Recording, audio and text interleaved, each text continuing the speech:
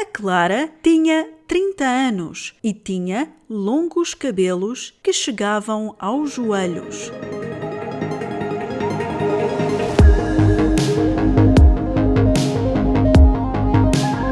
So what I have for you today is the same mini story, but now in the past.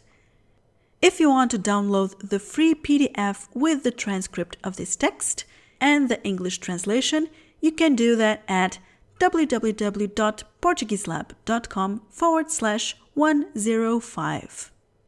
As always, I'll read the story first slowly and then at normal speed. A Clara tinha 30 anos e tinha longos cabelos que chegavam aos joelhos.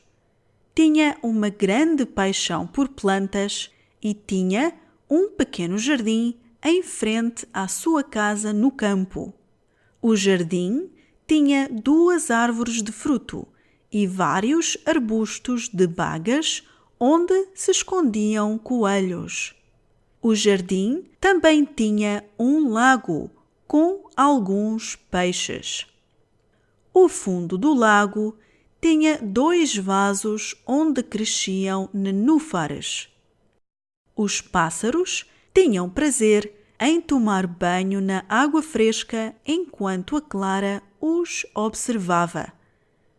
Quando tinham fome, comiam as bagas que tinham a mesma cor dos cabelos dela. And now at normal speed. A Clara tinha 30 anos e tinha longos cabelos que chegavam aos joelhos. Tinha uma grande paixão por plantas e tinha um pequeno jardim em frente à sua casa no campo. O jardim tinha 2 árvores de fruto e vários arbustos de bagas onde se escondiam coelhos. O jardim também tinha um lago com alguns peixes. O fundo do lago tinha 2 vasos onde cresciam nenúfares.